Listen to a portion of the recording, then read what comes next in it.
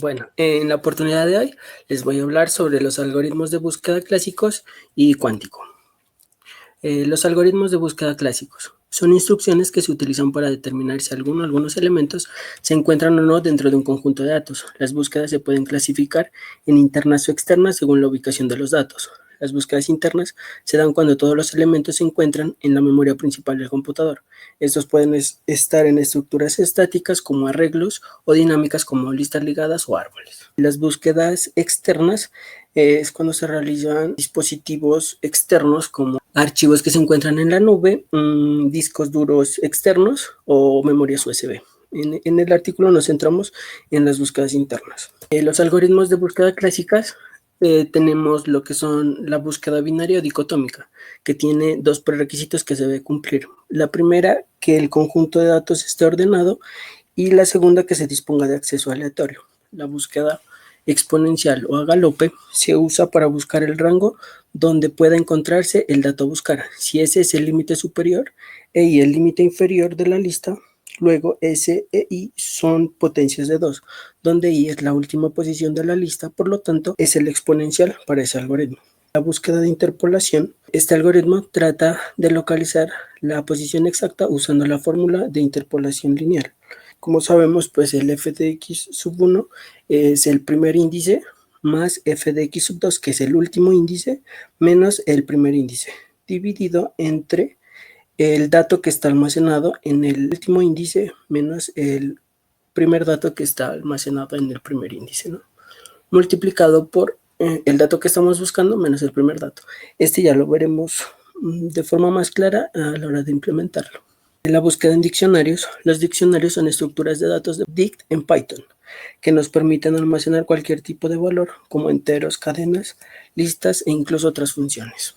Algoritmo de búsqueda cuántico. Es similar a los algoritmos de búsqueda clásica, con la diferencia de que estos usan algunas propiedades de la física cuántica para encontrar algunos elementos dentro de un conjunto de datos. Entonces, el algoritmo cuántico Grover pues proporciona una cota superior de raíz cuadrada de n a los problemas de búsqueda no estructurados y puede servir como una subrutina general para obtener mejoras en los tiempos de ejecución cuadráticos para una variedad de diferentes algoritmos aplicando la amplificación de amplitud.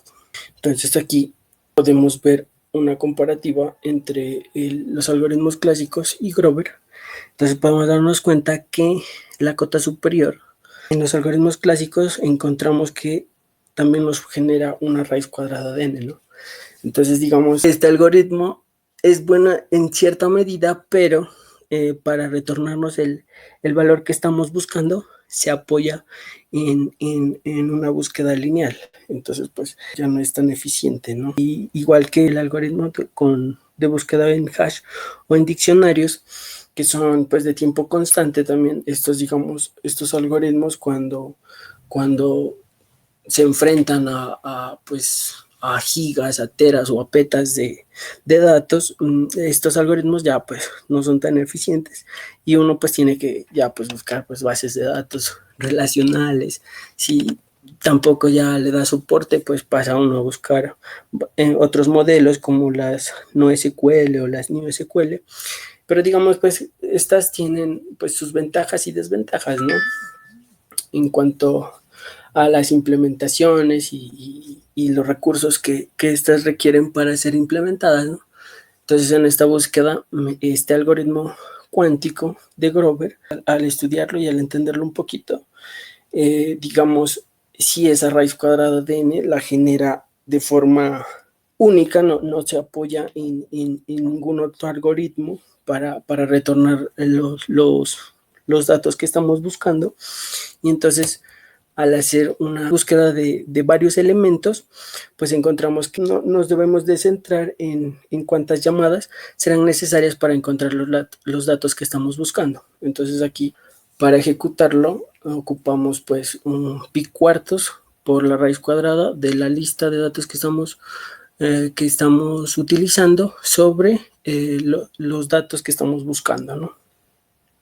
Y entonces estos tiempos pues sí son pues de verdad bastante buenos porque los he llegado a probar. Entonces digamos aquí podemos ver lo que hace el algoritmo de búsqueda binaria. que toma una lista, la divide en dos y pregunta si este dato es el que estamos buscando.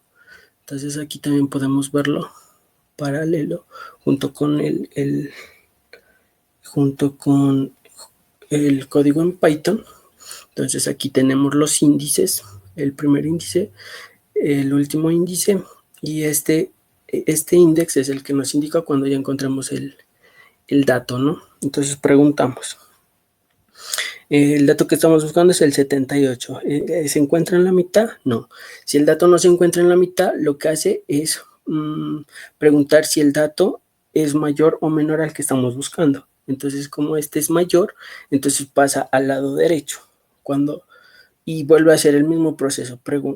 Parte en dos la lista y pregunta si el 78 es igual a 88. Como no es ese valor, entonces pregunta si el dato es menor o mayor. En este caso es menor, pasa al lado izquierdo. Y aquí encuentra el dato, pues, en la mitad. 78 es igual a 78, sí. Entonces, en el código, lo que hacemos es aquí para determinar la mitad, pues con Python, los dos slash significa una división entera, lo que nos retornará siempre, pues, un valor entero a la hora de definir la mitad de la lista, ¿no? Y preguntamos. Entonces, si la lista se encuentra, si el dato que estamos buscando es igual al valor de la lista, este índice toma el valor de esa posición. Si no, entonces pregunta si el valor es menor, lo que les comentaba aquí. Si pregunta si es menor, pasa al lado izquierdo aquí, y si es mayor, entonces incrementa este dato de la mitad. Entonces nos retorna ya el índice cuando encuentra el valor. Y si no está el dato, pues nos retorna -1. Entonces aquí, por ejemplo, ejecutamos esto y nos da que está en la posición 7, 0, 1, 2, 3, 4, 5, 6, 7, 78, está en la posición 7. Entonces así es como funciona este algoritmo de búsqueda binaria. Pasemos al de búsqueda de interpolación, y entonces aquí encontramos, es lo mismo, tenemos un dato que buscamos, una lista, los índices y los datos de esos índices. Entonces aquí utiliza la fórmula, ¿verdad? Entonces aquí igual tenemos los índices, aquí preguntamos y para entrar al ciclo. Entonces aquí, una vez que entramos al ciclo, entonces tomamos el primer índice, lo sumamos al último índice, le restamos el índice, el primer índice, aquí el 0, el 7 y el 0, pues no, el 0, el 7 y el 0, dividido entre los datos que están almacenados en estos índices. Entonces el x2 es el 8, o sea, el último índice, y el dato del último índice y el primer dato del primer índice, pues, ¿no? Que sería el 1. Y lo multiplicamos por el dato que estamos buscando menos el primer dato. Y pues aquí nos genera que se encuentra en la posición 5, 0, 1, 2, 3, 4 y 5. Eso es lo que hace el algoritmo de búsqueda de interpolación. Ya pasamos pues aquí a la parte de Grover. Entonces, aquí en Grover, pues todos inician con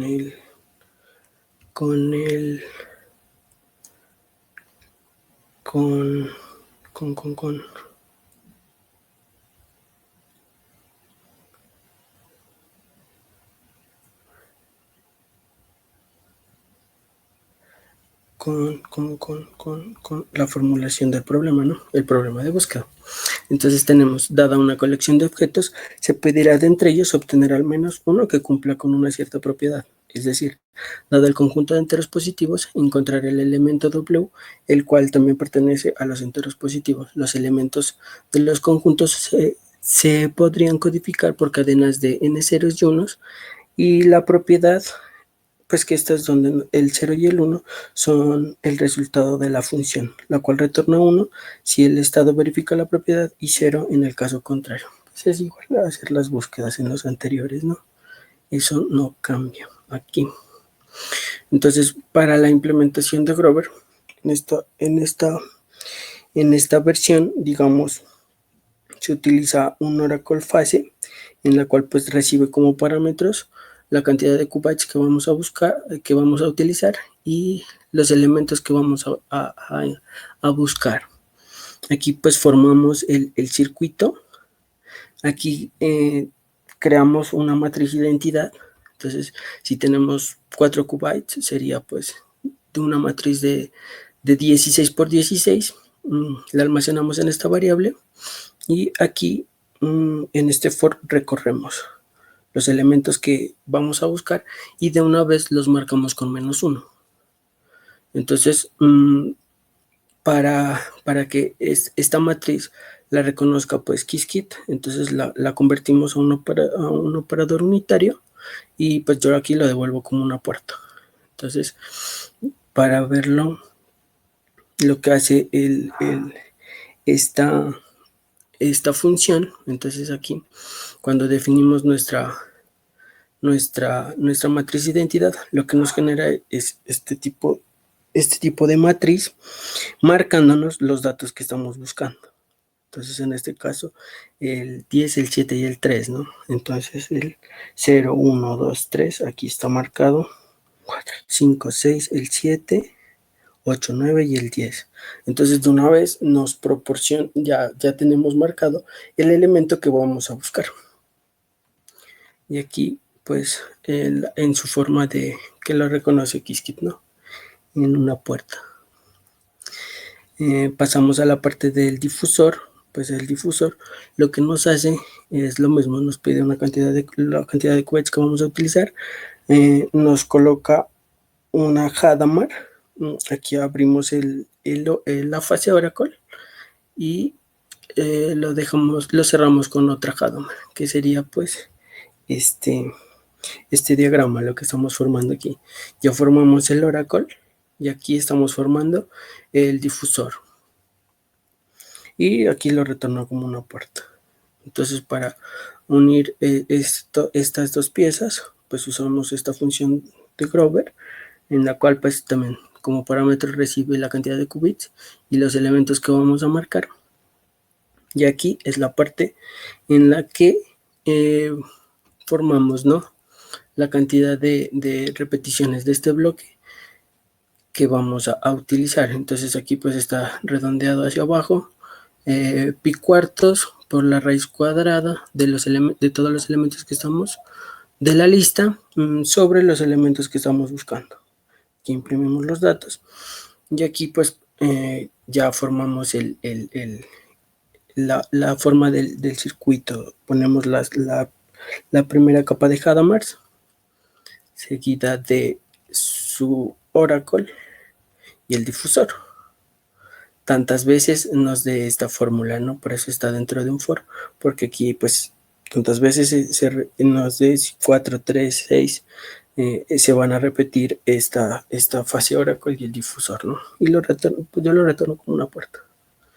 Y aquí ya llamamos a estas funciones. Entonces vamos a tener 4 qubits, vamos a buscar 3 elementos, vamos a tener un registro,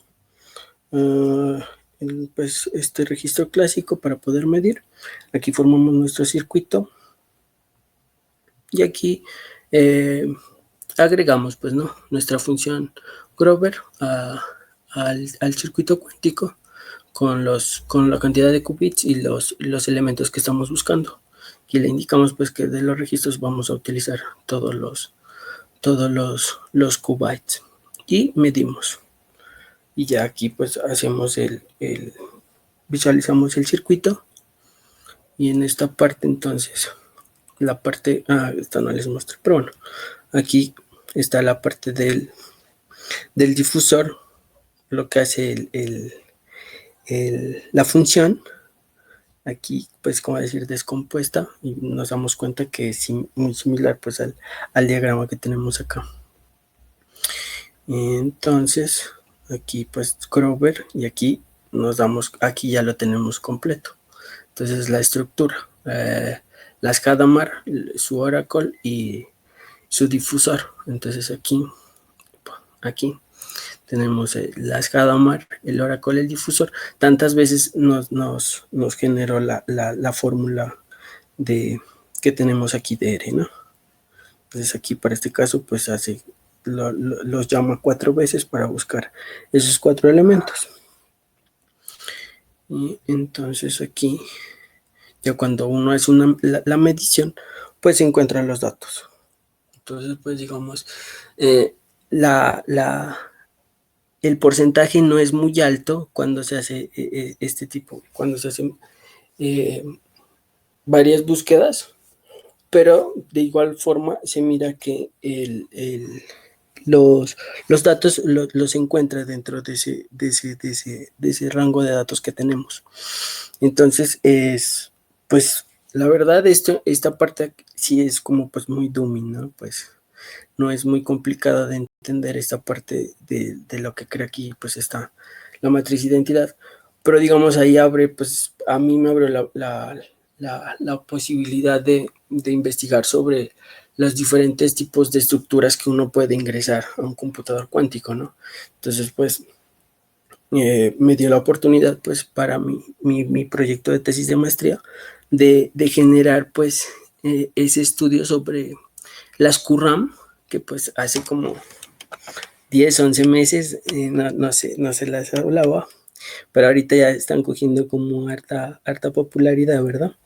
Y entonces, esas estructuras ya aplicadas, este algoritmo de Grover, pues digamos, si tienen mucho potencial, se puede observar, ¿no?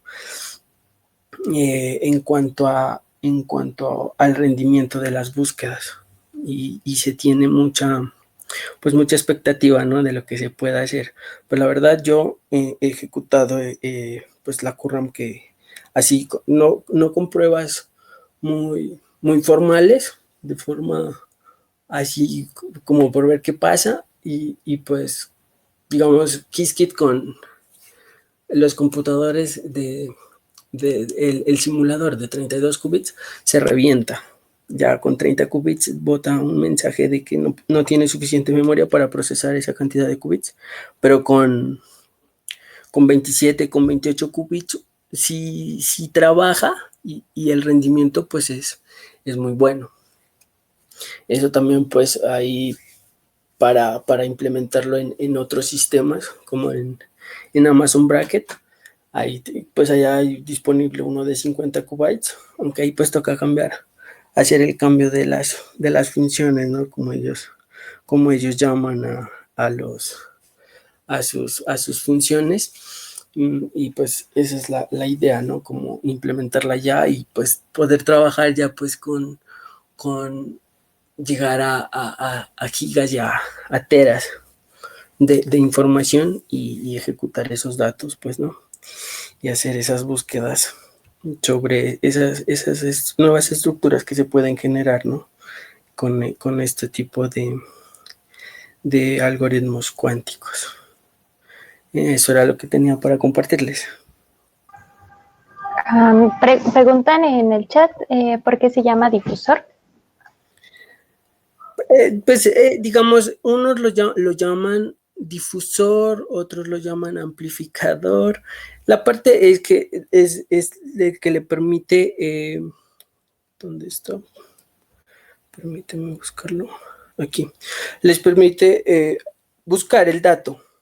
O sea, porque digamos en la representación geométrica que tiene, digamos, cuando está marcado en la fase con el negativo, está hacia abajo. Entonces, cuando se aplica este difusor, lo que hace es incrementarlo, o sea, ponerlo a la fase positivo, elevándolo sobre todos los otros resultados. O sea, esta parte, lo que hace es esta elevación. y dejando a los otros datos pues en un porcentaje bajo. Eso es lo que hace. Difusor o amplificador. Algunos usan esos términos.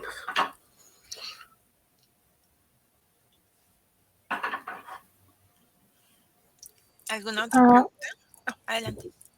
¿Conoces alguna aplicación directa de eso? Pues los papers que he leído han hecho implementaciones, pero hasta con 5 QB. Y miran pues que el rendimiento es bueno, ¿no? También pues han tratado pues como decir, de superar pues ese raíz cuadrada de n, utilizándolo, pero la mayoría siempre quedan en lo mismo, ¿no? Llegan al mismo resultado o a peores resultados que ese. Pueden encontrar el notebook, están las referencias del artículo. Ahí está pues todos los algoritmos de los algoritmos de búsqueda clásica y el de Grover y lo pueden explorar y jugar con esos algoritmos ahí.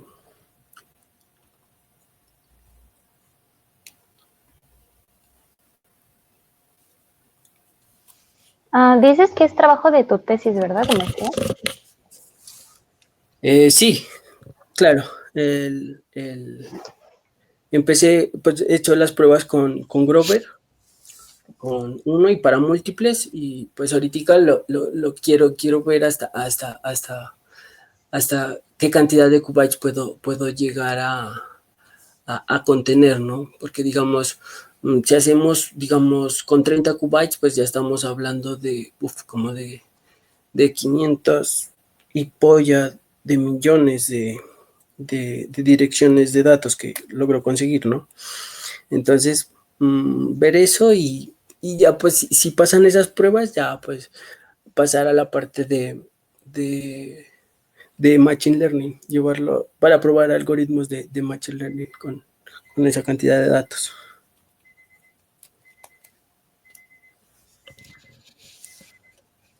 ¿Y cuál es tu siguiente paso?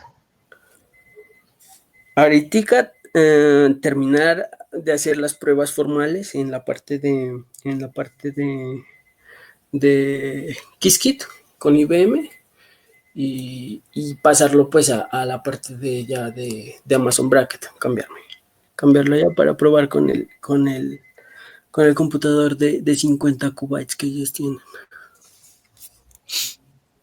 ¿Es más conveniente entonces con Amazon? Pues por la cantidad, ¿no? Digamos, ahorita porque ya estoy, como decir, ocupando más datos para ver cómo se comporta la QRAM que tengo hasta ahorita, ¿no? Formada. Bueno, ¿tienes cómo enseñarnos ahorita Amazon Bracket? ¿Cómo es? Es similar, manejan lo que es el notebook. Aquí podemos ver pues, los computadores que ellos tienen. Y aquí está el de 50 qubits que les comentaba. Sí, el comportamiento es igual. Solo que aquí uno tiene que iniciar el servidor. Uno tiene que inicializarlo uno mismo.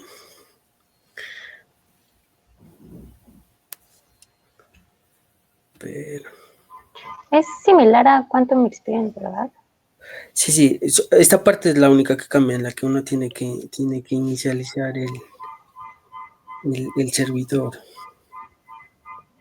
Y crear Igual con Python. Se crea como una instancia, pero no quiere. No quise iniciar. Pero hoy no, dice que no. No Igual es Python. Sí, eso es lo mismo. El notebook es lo mismo. Como les decía, lo que cambia pues es como ellos nombran a las funciones, ¿no? Esta parte, o sea, no es Quantum Circuit, tienen otro tipo de nombres. Eso es el cambio que toca que hacer acá, pero el comportamiento es lo mismo. Pero sí, igual yo tampoco lo conocía, entonces qué bueno que nos acercas a esto. Sí, pues Tal vez les podría hacer otra presentación de cómo funciona esto, ¿no? No estaría mal. Yo creo que sí me quedo con el otro, ¿eh? No, digamos, Es que luego se satura, ¿no?